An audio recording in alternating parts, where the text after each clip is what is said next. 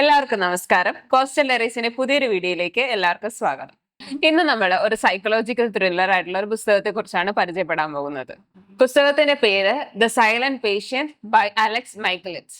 ഇദ്ദേഹത്തെ കുറിച്ച് പറയുകയാണെന്നുണ്ടെങ്കിൽ ഇദ്ദേഹം കൂടുതലായിട്ടും എഴുതിയിട്ടുള്ളത് കുറെ സ്ക്രീൻ പ്ലേസ് ആയിരുന്നു. പക്ഷേ ഇദ്ദേഹത്തിന്റെ ലൈഫിൽ ഇദ്ദേഹം എഴുതുന്ന ആദ്യത്തെ നോവലാണ് the silent patient. Psychological thrillers ഒക്കെ ഇഷ്ടപ്പെടുന്ന ഒരു പുസ്തകമാണിത്. ഇതിനകത്ത് മെയിൻ ആയിട്ട് രണ്ട് ക്യാരക്ടറാണുള്ളത്, എലീഷ ആൻഡ് തിയോ.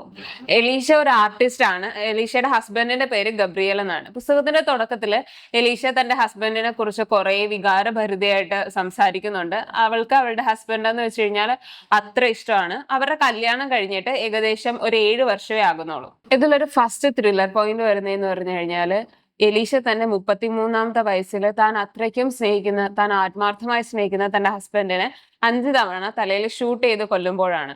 ഇത് അടുത്തുള്ള നെയ്ബേഴ്സ് ഈ ഷൂട്ട് ചെയ്യുന്ന സൗണ്ട് കേട്ടിട്ട് പോലീസിനെ വിളിച്ചറിയിക്കുകയും പിന്നെ പോലീസ് വന്ന് ഇൻവെസ്റ്റിഗേഷൻ സ്റ്റാർട്ട് ചെയ്യുകയും ചെയ്യുന്നുണ്ട്. പോലീസ് ഇൻവെസ്റ്റിഗേഷൻ സ്റ്റാർട്ട് ചെയ്യുന്ന ടൈമിൽ പോലീസിന്റെ ഇൻവെസ്റ്റിഗേഷൻ റിപ്പോർട്ടുകളിൽ പറയുന്നുണ്ട്, ഈ കൊലപാതകം നടക്കുന്ന സമയത്ത് എലീഷയും തന്റെ ഹസ്ബൻഡ് ഗബ്രിയലും മാത്രമേ അവിടെ ഉണ്ടായിരുന്നുള്ളൂ. ഈ ഒരു ഇൻവെസ്റ്റിഗേഷൻ സ്റ്റാർട്ട് ചെയ്തതിന് ശേഷം എലീഷ ഒരു വാക്ക് പോലും ഉച്ചരിക്കുന്നില്ല. ആകെ എലീഷ ചെയ്യുന്നത്, നമ്മൾ പറഞ്ഞു എലീഷ ഒരു ആർട്ടിസ്റ്റ് ആണ്. സോ എലീഷ ആർട്ട് ഗാലറിയിലേക്ക് പോകുന്നു, ഒരു ചിത്രം വരയ്ക്കുന്നു. ആ ചിത്രത്തിന് താഴെ ആൽസെസിസ്റ്റ് എന്ന് എഴുതി വെക്കുകയും ചെയ്യുന്നു. ആൽസെസിസ്റ്റ് ഒരു പുരാതന ഗ്രീക്ക് നാടകത്തിലെ നായികയാണ്. ഈ ഒരു വാക്കാണ് പിന്നെ ഈ ഒരു കഥയുടെ എൻഡ് വരെ പോകുന്നത്. ഏകദേശം ഒരു 6 വർഷത്തേക്ക് ഇവള് ഒരു വാക്കുപോലും ഉച്ചരിക്കാത്തത് കേൾക്കുന്ന നാട്ടുകാരായാലും എല്ലാവരും പറയുന്നത് ഈ ഒരു കൊലപാതകത്തെ മറയ്ക്കാൻ വേണ്ടിയിട്ടാണ് എലീഷ ഒന്നും സംസാരിക്കാത്തതെന്നാണ്. തുടർന്ന് ഇൻവെസ്റ്റിഗേഷനുകൾക്ക് ശേഷം ഇവളെ ഒരു മെന്റൽ അസൈലത്തിലേക്ക് മാറ്റുകയും ചെയ്യുന്നു. അതിനുശേഷമാണ് നമ്മൾ കഥയിലെ അടുത്ത കഥാപാത്രമായിട്ടുള്ള തിയോനെ പരിചയപ്പെടുന്നത്. തിയോ ഒരു സൈക്കോ തെറാപ്പിസ്റ്റ് ആണ്. ആൾക്ക് ആവശ്യത്തിനുള്ള കേസുകളുണ്ട്. ആള് കുറച്ച് ഫേമസ് ആയിട്ടുള്ള ഒരാൾ കൂടെയാണ്. പക്ഷെ തിയോ എന്തുകൊണ്ടോ എലീഷയുടെ കേസിൽ ഭയങ്കര ഇൻട്രസ്റ്റ് ആവുകയും ആ ജോലി ഉപേക്ഷിച്ചിട്ട് എലീഷയുടെ കേസിലേക്ക് വരികയും തിയോയുടെ ഏക ഉദ്ദേശം എന്ന് വെച്ച് കഴിഞ്ഞാൽ എലീഷേനെ കൊണ്ട് അവൾക്ക് സംസാരിക്കാൻ സാധിക്കും എന്നുറപ്പിച്ചിട്ട് എലീഷേനെ ഒന്ന് സംസാരിപ്പിച്ചെടുക്കുക എന്നുള്ള ഒരു കോൺസെൻട്രേഷനിലോട് കൂടിയിട്ട് തിയോ എലീഷയുടെ കേസ് ഏറ്റെടുക്കുന്നു.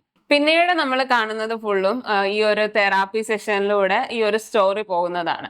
എലീഷയ്ക്ക് ഒരു ഹോബി ഉണ്ട്, ഒരു ജേർണൽ റൈറ്റിംഗ്. ഒരു ദിവസം നടക്കുന്ന കാര്യങ്ങളൊക്കെ ഒരു ഡയറി പോലെ എഴുതി വെക്കുന്ന ഒരു ഹോബി എലീഷയ്ക്കുണ്ട്. തിയോയുടെ പാസ്റ്റിനെ കുറിച്ചുമൊക്കെ ഈ ഒരു പുസ്തകത്തിൽ പറയുന്നുണ്ട്. ഒരൊറ്റ സംഭവത്തെ ഡിപ്പെൻഡ് ചെയ്തിട്ടാണ് ഈ ഒരു പുസ്തകം പോകുന്നത്. നമുക്ക് ഒരിക്കലും ഈ ഒരു പുസ്തകം വായിച്ചിട്ട് കുറച്ച് വായിച്ചിട്ട് ഓക്കെ ബാലൻസ് നാളെ വായിക്കാം എന്ന് പറഞ്ഞ് മാറ്റി വെക്കാനായിട്ട് സാധിക്കില്ല. കാരണം അത്ര ഒരു ത്രില്ലിംഗ് എക്സ്പീരിയൻസ് ആണ് ഈ ഒരു പുസ്തകം നമുക്ക് തരുന്നത്. എന്തുകൊണ്ടായിരിക്കും എലീഷ ഇത്ര താൻ സ്നേഹിച്ച ഹസ്ബൻഡിനെ കൊന്നു കളഞ്ഞത്? ഈ ഒരു കൊന്നു കളഞ്ഞതിന് ശേഷം ആ ഒരു മർഡർ സീനിന് എങ്ങനെയൊക്കെയായിരുന്നു ആ ഒരു പുസ്തകം വിവരിച്ചിരിക്കുന്നത്? ഇതൊക്കെ കൂടുതൽ നമുക്ക് അറിയണമെന്നുണ്ടെങ്കിൽ നമ്മൾ മാക്സിമം ഈ ഒരു പുസ്തകം വാങ്ങിച്ച് വായിക്കാനായിട്ട് ശ്രമിക്കുക.